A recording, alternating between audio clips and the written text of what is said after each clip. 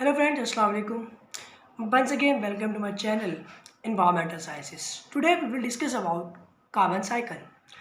तो सबसे पहले हमें जानने की ज़रूरत है कार्बन हमारे पीरियोडिक टेबल का छठा नंबर पे एलिमेंट है जिसका एटॉमिक नंबर 6 है। ठीक है, और हमारी ज़मीन के ऊपर फोर्थ अबंडेंट एलिमेंट है। ये हमारी लाइफ का बहुत इंपॉर्टेंट पार्ट है क्योंकि हमारी ये जो कार्बन एलिमेंट है ये पूरी लाइफ को डिफाइन करता है। हमारी मोस्टली केमिस्ट्री के अंदर दो ब्रांचेस, ऑर्गेनिक एंड इनऑर्गेनिक, इसकी बेस के ऊपर ऑर्गेनिक और इनऑर्गेनिक को डिफाइन करते हैं। कार्बन है तो ऑर्गेनिक, नहीं है तो इनऑर्गेनिक। अब इसका स्ट्रक्चर, ये कार्बन जो है ह्यूमन बॉडी के अंदर उसका structure, energy in case of human both. अब वाटर को हटा के तकरीबन हाफ हमारी बॉडी जो है इस कार्बन के ऊपर मुश्तमिल है। ठीक है, अब गैसेस फॉर्म में कार्बन डाइऑक्साइड है। ठीक है, सॉलिड के अंदर लाइमस्टोन है, डायमंड है, ग्रेफाइट है, वुड है, प्लास्टिक है, पॉलीमर्स हैं। ये सारे के सारे क्या है, कार्बन के ऊपर मुश्तमिल होते हैं। तो कार्बन जो है, अब इसको पढ़ने के लिए अगर हम कार्बन साइकिल को डिस्कस कर रहे हैं तो इसका मतलब ये है कार्बन का बायोस्फीयर, हाइड्रोस्फीयर, जियोस्फीयर, इन सब से, ओशियन में से, सीज में से, इन सब के अंदर कार्बन की अमाउंट सर्कल करती है। लिविंग से नॉन लिविंग में, नॉन लिविंग से लिविंग के अंदर, ये सारा का सारा सर्कल करता है। अब इसके अंदर this cycle consist of several storage pools of the carbon. अब इसके दो टाइप्स हैं, net carbon sink. Net carbon sink का मतलब ये है कार्बन अगर ज़्यादा एंटर करता है एक जगह पे, मीन कि अगर एक सर्कल है, जैसे सेडिमेंट्स हैं, रॉक्स हैं, समंदर है, वहाँ पे जा ज़्यादा रहा है, वहाँ से निकल कम रहा है, तो उसको हम कहेंगे नेट कार्बन सिंक। अगर कार्बन कहीं से आ ज़्यादा रहा है, ठीक है, और जा कम रहा है, उसको हम कहेंगे net carbon source. If a more carbon leaves the pool then enters it the pool is considered net carbon sources. अब इसके दो मेन बड़े साइकिल हैं, जियोलॉजिकल और बायोलॉजिकल। अब जियोलॉजिकल कार्बन साइकिल के अंदर हम बात करते हैं एटमॉस्फेरिक कार्बन डाइऑक्साइड की विद वाटर। मीन के जो एयर की कार्बन डाइऑक्साइड है जो ह्यूमंस रिलीज़ करते हैं, जो फॉसिल फ्यूल्स जलने के बाद रिलीज़ करते हैं, जंगलात में आग लगती है, वोल्केनो से निकलने वाला कार्बन डाइऑक्साइड, किसी भी चीज़ को बर्न करते हैं कार्बन डाइऑक्साइड बनती है।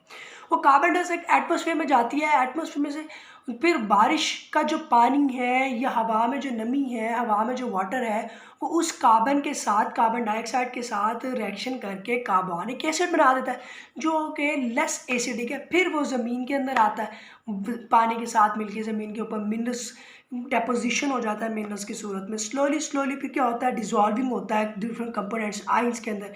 इसको बोलते हैं केमिकल वेदरिंग। वो ज़मीन के इंपॉर्टेंट न्यूट्रिएंट्स को भी इसमें से निकाल लेता है। उसमें से बहता हुआ पानी नदी नालों के अंदर जाता है और नदी नालों में से फिर समंदर में जाता है, फिर डिपॉजिट हो जाता है वहाँ पे लाइमस्टोन की सूरत में। ठीक है, जिसको सिलिकेट भी बोलते हैं। Through continue deposition of the burial this silicate sediments forms a rock called limestone. Limestone के बड़े से पत्थर बन जाते हैं। बाज का जो ये है सब सेडिमेंट, ठीक है, this cycle continues as a sea floor separating pushes the sea floor under continues marine in the process of subduction. अब सबडक्शन एक नया वर्ड है। It is a process in which the rocks breaks, ये वो चीज़ है जिसके अंदर rocks टूटती हैं, मूव करती हैं या डिस्प्लेस होती हैं along the fractures. The subduction plates usually moves in jerks resulting in earthquake. Mean कि जब ये हिलती हैं तो अर्थक्वेक, ज़लज़ले आते हैं। ठीक है, एक ये छोटा सा था। अब जब कार्बन डाइऑक्साइड जब जलाने से, जलने के बाद, अब ऑर्गेनिक फॉर एग्जांपल कोई ह्यूमन बीइंग है, कोई फॉसिल फ्यूल है, उसके अंदर डिपॉजिट हो गया, जब हम उसको जलाएंगे, निकलने से कार्बन डाइऑक्साइड कहाँ जाएगी, हवा के अंदर, हवा में चलेगी, वहाँ से फिर से वाटर के साथ कार्बोनिक एसिड बनाएगी, मिनरल्स के साथ मिलेगी, फिर डेपोजिशन हो जाएगी, फिर फॉसिल फ्यूल्स में। मिलियन ईयर्स का प्रोसेस है। ठीक है, उसके बाद वॉल्केनिक इरप्शन, बहुत ज़्यादा टेम्परेचर, कार्बन डाइऑक्साइड कंटिन्यूसली बन रही है, जंगलात की फॉरेस्ट फायर, उसके जरिए। उसके बाद बायोलॉजिकल कार्बन साइकिल की बात करें अगर हम, तो इसके अंदर सबसे इंपॉर्टेंट है फोटोसिंथेसिस। तो about photosynthesis most of the carbon dioxide जो एटमॉस्फेयर से प्लांट्स के अंदर आ जाती है, जो कि शुगर बनाती है।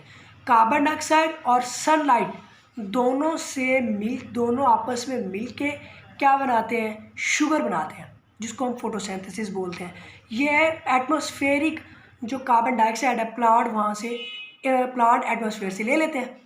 ये कार्बन डाइऑक्साइड शुगर में चली जाती है, फिर कुछ इंसान उसको खाते हैं, खाने के बाद कुछ इंसान को दूसरे एनिमल्स उसको खाते हैं, खाने के बाद वो कार्बन डाइऑक्साइड उसमें तोड़ते हैं, फिर वो कार्बन डाइऑक्साइड जो उसका कार्बन था शुगर से क्या बनेगा, एनर्जी बनेगी, उस कार्बन से कार्बन डाइऑक्साइड बनेगी, फिर से इंसान क्या करेंगे, रेस्पिरेशन करेंगे।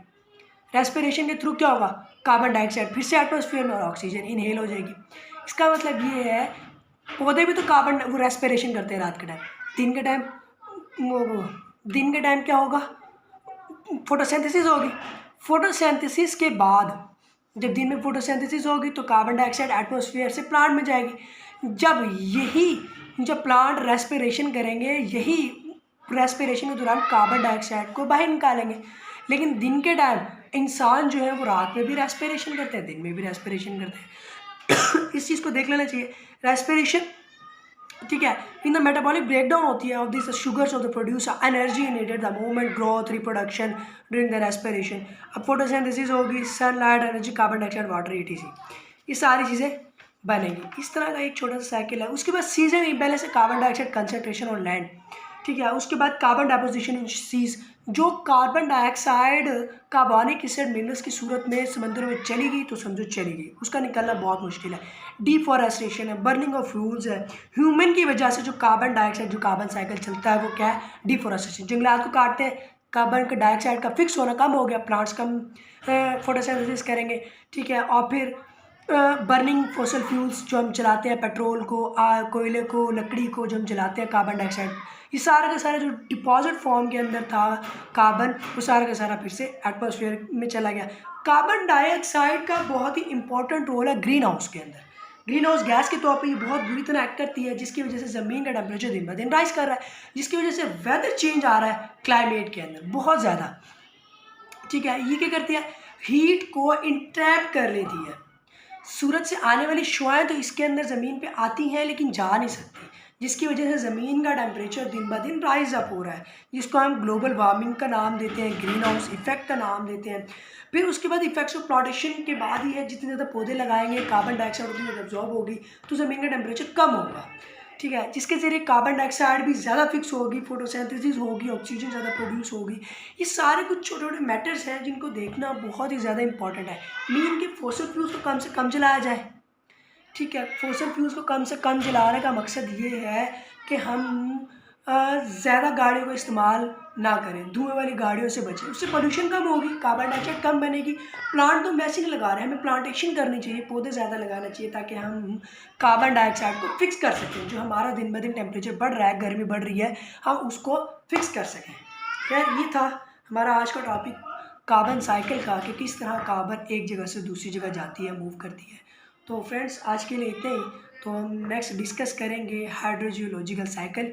तो अगर आपको वीडियो पसंद आई हो तो प्लीज़ कमेंट कर दें, शेयर कर दें, लाइक कर दें। और अगर किसी चीज़ की समझ में ना आई हो या कहते हैं कि किसी चीज़ पे नेक्स्ट वीडियो बनाए तो प्लीज़ कमेंट सेक्शन में मुझे बता दें। Thank you.